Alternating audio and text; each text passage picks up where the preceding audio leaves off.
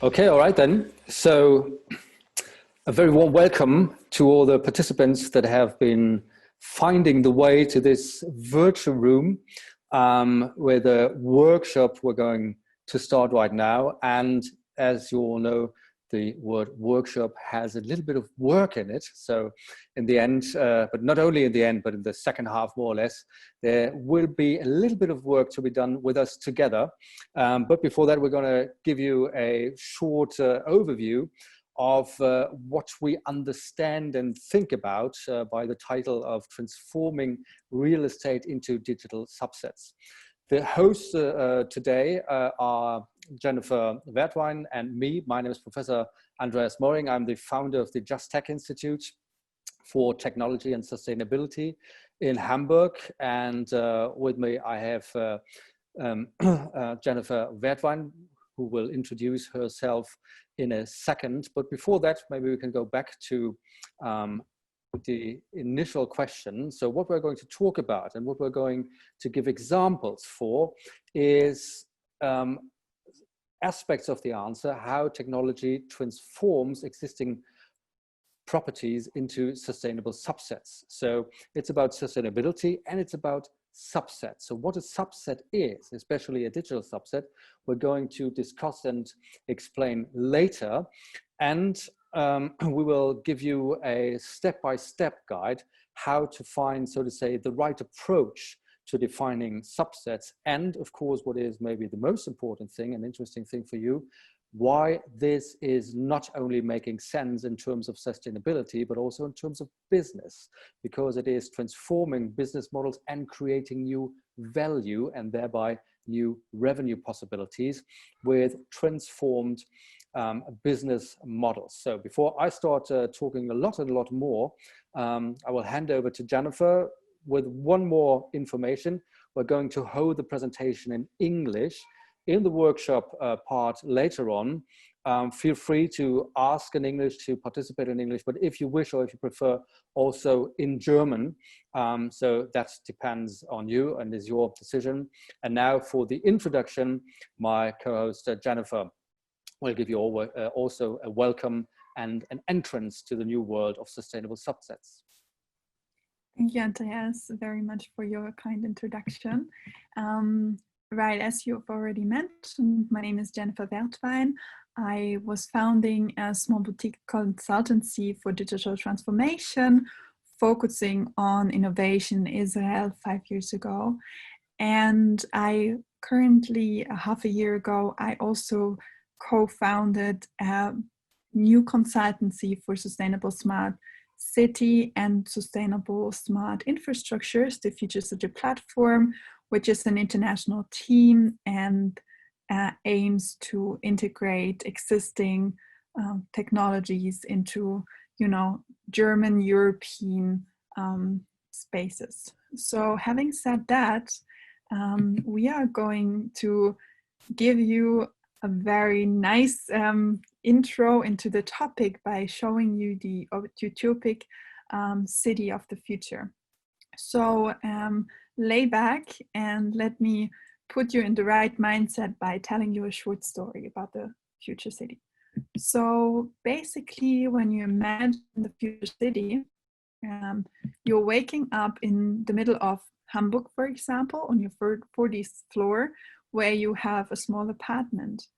And then when you wake up, you basically let your smartphone give you a really nice morning routine. Everything is going to be easily. Your smart voice control will tell you your daily schedule, will tell you what to wear because of the weather conditions, but it will also make you suggestions what you can do in the evening, for example, and organize for you everything. And before going down to work, you already have your first webinar made at home. But then you decide to take the elevator down because you don't have to go 30 kilometers away from work, but basically your work is down the ground and you can tell by app or voice control to which floor you are going to. And while you arrived in your co-working space on the second floor, you enjoy the different opportunities where to work. And how you feel like you work at this place, basically. And then for lunch, you get a person suggested to meet that might be interesting for you to learn with an application that matches you. And you decide to go to a very nice restaurant at the third floor, and you get freshly prepared food from the vertical farming over there.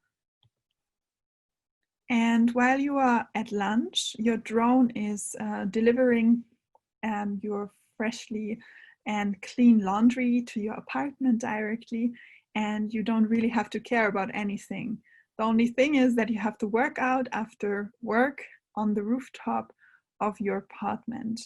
And then you go out to have a nice drink somewhere, and with your flying drone taxi, you're coming back. You grab something to eat on the grocery store, where you just have to walk in, walk out without any limitations on time, because there's no need for a cashier. And this brings us to this result that we are stating at the moment, or for this workshop, is that the concept of the future, how we are imagining it, is already sustainable.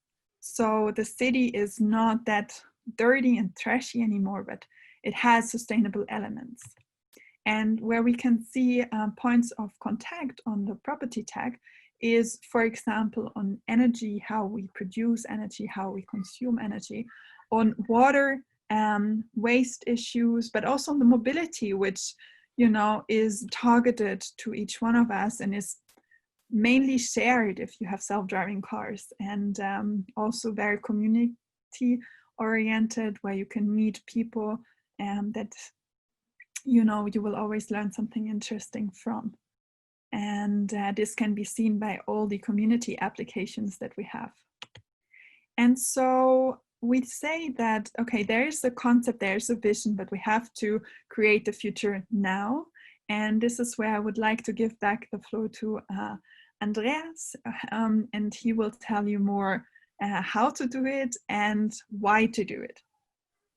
Okay, thank you very much. So as we've seen the vision of the future and the different possibilities, the question is, okay, for someone who is working in project development, real estate management, building, and so on, okay, how can we approach this aim or this goal of creating sustainable subsets or sustainable services and jobs? So to give you a step-by-step guide, the first thing is to split up. We know real estate, maybe we can go one further, we know real estate as a building, as a block. So the first step would be to think about and to imagine how can we split up different parts of the building or the object into subsets, or are there any subsets that we can define as related to sustainability goals or aims? And the difference here is that if we're talking about subsets, it is not the same as analog subsets. So an analog subset is the tube or the steel, or maybe also the window glass in a building. So when we're talking about subsets or digital subsets, better to be defined as hybrid subsets. The question is, okay, is there something that can be defined of analog parts of the building combined with digital services or data related services that can be defined as a subset? The first thing to get closer to that is maybe to orientate on the points of contact. So when it comes to water, when it comes to heat, when it comes to air, also when it comes to community management, these are points of focus where we can optimize the processes that are going on to sustainability measures. So is the type of water processing you have in your building, how is it working? What parts of the building are integrated in those processes? What type of services and what type of assistance, for example, do we need? What type of data do we have regarding that parts and that processes for water sustainability optimization, for example. So this is what is meant by splitting up. So creating or defining new subsets that are clearly defined processes that can be optimized to sustainability measures by water, by air, by waste management, or whatever. So this splitting up is the first step to define those, as I said, hybrid analog and data or digital mixed subsets or challenges. When you have these subsets defined, you also know what type of data you can collect or what type of data there is to be collected to optimize the processes that are running behind or combined with those subsets. Every time you have data, you can use data science and maybe also later artificial intelligence to create algorithms or automated process surveillances to optimize the data and thereby to analyze the data and thereby optimizing the processes for the management of that particular subset, of that particular sustainability subset. What is not possible, and that is what needs to be understood in the beginning, there is no way of optimizing a whole building. What you can do is to optimize different processes, different parts, different challenges that are within the building. So what we are talking about is on the next slide, that this definition of subsets, this definition of hybrid analog and digital processes that can be regulated, that can be surveilled, that can be managed automatically and digitally, is a type in the end of disintegration of the business model we know right now that we have in real estate business. Because here, for example, the value proposition can change. So the value proposition is not only giving a building into service or lending it to some people, but if in the case we're talking about sustainability, there may be also another definition in the value proposition that can be combined or can be related to that, which is maybe, of course, also sustainability measures. That also means that the key activities or also the key resources you need to integrate and maybe other ones than we have today. But to this point, I will come back a little bit later. So when we're talking about sustainability here, many people say, yeah, this is about a little bit of greenwashing and it's about marketing stuff and so on. We all know that is not the case. And there are two main drivers why sustainable real estate business or optimizing on aims and goals of sustainability is not a type of choice, but it's a need, because there are laws and regulations. We have heard it before on that day, the new taxonomy of the European Union, which is going to be put into place in 2021, in the next year. It's setting the pace and also the demands and needs of people. So there is a growing concern about sustainability in real life, so to say, in the whole life, and also when it comes to real estate, to living, to working, and so on. And so that means integrating sustainability into a business model and optimizing the processes or the subsets, the different parts, the different processes related to a real estate object are creating value and valorization. So valorization means that there are different dimensions. So valorization can be, in the case of value, is always created if a service is addressing the needs and demands of your clients. We have seen by the different examples that Jennifer gave us that there are lots of needs and demands to make things easier, to make things more connected, to make things, of course, more sustainable, to create spaces for creativity, to create spaces for coming together, building a community, having shorter and quicker ways to get from A to B. So all this is creating a real value or valorizing part. So by integrating sustainability optimization into a real estate object, you're also creating value in a material manner, but also in the idealistic dimension for your clients. And this is what is meant on the next page with a reintegration. So the next step would be, as we've seen in the beginning, to disintegrate your real estate object or your building, to disintegrate it and define hybrid digital analog subsets that can be based on data, optimized on sustainability goals and aims. And now it is about to reintegrate them and putting them together in a new way to build, so to say, a package. Because there are some laws of success of digital business models, and the two that are important here is to rebundle and not to replicate. So if you're trying to replicate analog value creation logistics or value chain, it will not work. It's about rebundling.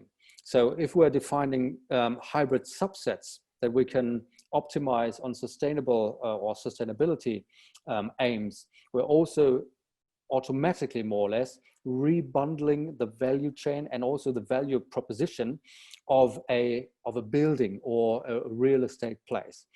And the good thing in a business perspective is that this rebundling, this, so to say, new definition, or this enrichment or augmentation, so to say, of the real estate or of the building is in the end just like packing a package.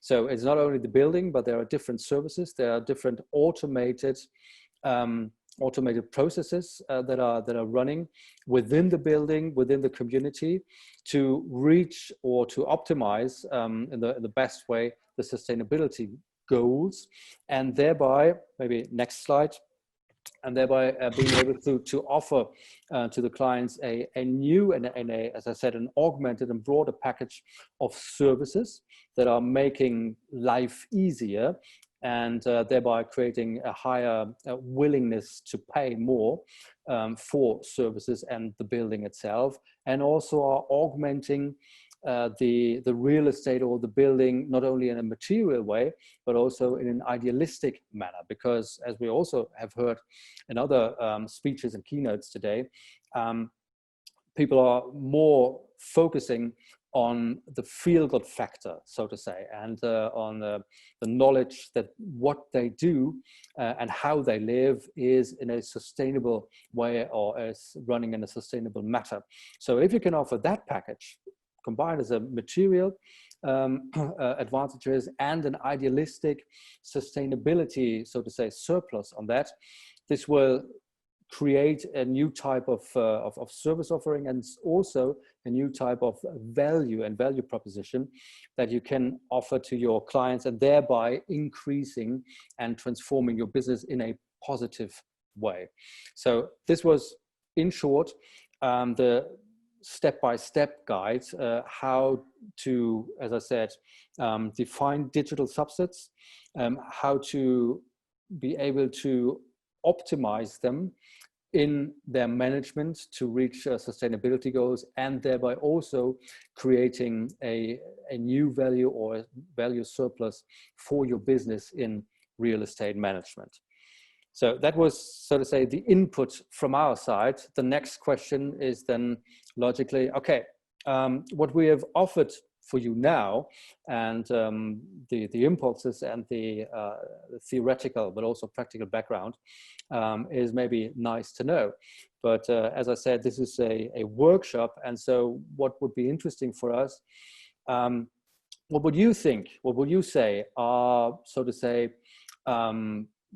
realistic types of subsets or services or spaces or fields where you think it would be worth to begin with to try to digitalize your business, or also your real estate or your buildings, to optimize it, or to come closer to sustainability goals, and thereby also transforming your own business model. So if you have any ideas, or if you have any questions to what we've been introducing here and presenting to you, just feel free. We have 10 minutes left to go, and you can use the chat to ask your questions, or just put on your microphone and give us questions or impulses or examples, whatever you wish.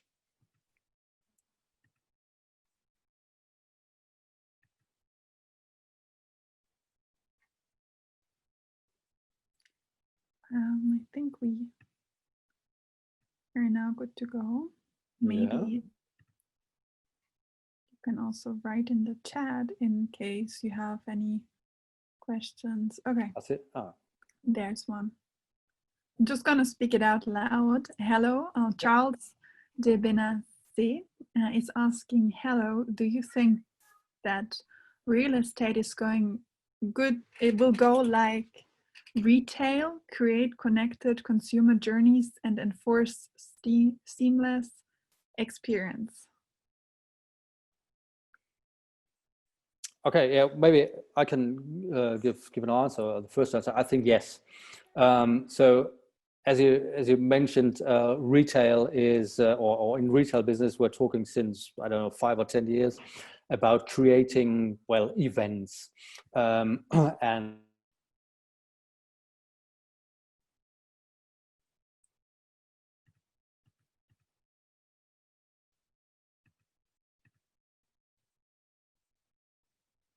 I think, Andreas, you have to unmute yourself on the bottom. Ah, okay. Now okay. It should now, yeah, I was talking a lot. So Charles, yes, I think so. It will be just quite likely as we've seen the development in retail during the last years, because in retail business we're talking about creating events, creating experiences, as you have written down, seamless experiences, that everything is connected, and the usability, so to say, is quite high. And I think this this level of demand will also be what is driving the future demand in retail business in general. So it's not only places where we live and have our four walls around us, but the seamless experience, so that you just don't have to care about what you do.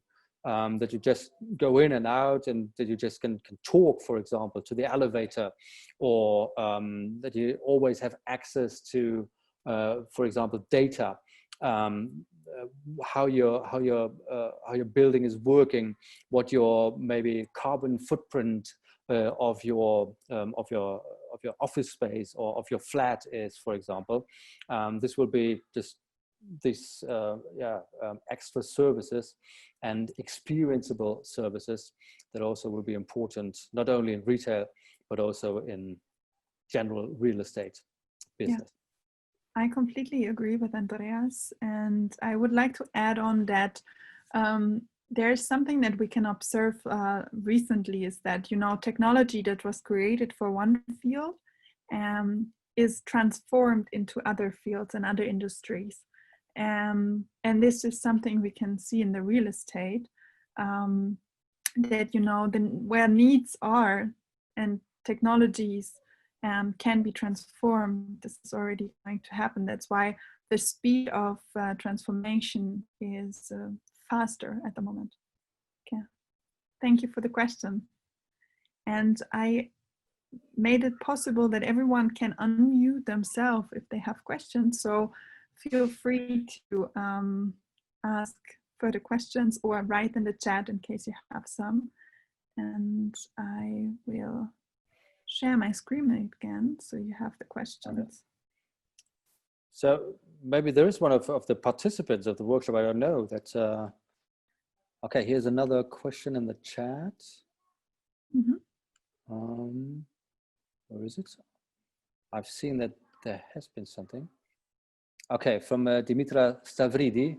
You have an interesting view on future cities. How realistic do you believe your view is, and how far are we from realizing it? In addition, how would you address the subject of data ownership and technology in a future city? So I think, Jennifer, this is perfectly for you about data ownership and future city technologies, because you have some experience in that. Sure. Let me maybe start with the initial question about the realisticness. Of course, everything we presented to you right now are concept of how an integrated smart city, smart infrastructure could look like. And of course, the images we gave you would just like ideas. Yet, all the solutions we explained are already there. If you remember the elevator example that I gave, that you just communicate with your elevator, or that you pop up an app and you type in that you don't have to, touch the elevator. This is done by ThyssenKrupp, which is a German company. So this is already in their portfolio. Or the other thing about the drone delivery example that I gave. So this is tested by larger companies like Amazon right now, or by Uber, who want to do food deliveries by drones. So on the one hand, it is utopic, but on the other hand, the technology is happening. And I remember when I was at the EcoMotion 2 years ago, there were already pilots for self-flying cars and like taxi, for example. So they are working on that. Now, the data ownership, this is a really interesting question, especially because it can be directly connected to the payment system, and that we have to develop new types of growth engine, because data ownership is something we see as a demand, that people want to take ownership on them again. And in my point of view, how I always see Europe is that they create another model than the US one, where data ownership is not that discussed, or China, where data ownership is not discussed neither, but because of the governmental reasons. So in Europe, this debate has a potential to give a European solution in the terms of data ownership. And we can see that this is what Andreas already mentioned, a legal aspect as well. Yeah, maybe Andreas, you want to add on to my few words? Yeah, I would like to, but I think you have said all the relevant facts and points. And so, yeah, well, we're quite close to the end. We just have 1 more minute to go. And so, well, therefore, thank you for your participation. Thank you, of course, for your questions. Maybe we would have, or we would maybe have been able to give you a new, well, I'm missing the word. I'm missing it today. Or no, inspiration? That's it. A new inspiration to think on that topic. And yeah, as we all know in theory, so tech for good is becoming more and more real, also in real estate business. We've seen some examples for that.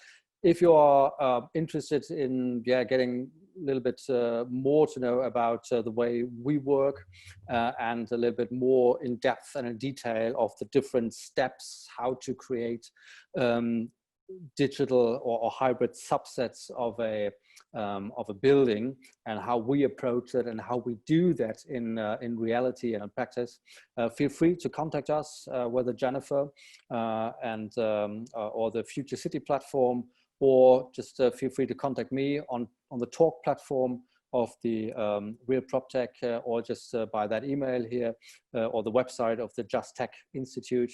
And we are happy to give you some more examples and some more insights and hear from you, and maybe start a dialogue, and maybe also some ideas or projects in the future. Thank you very much for that, and see you later then. Bye.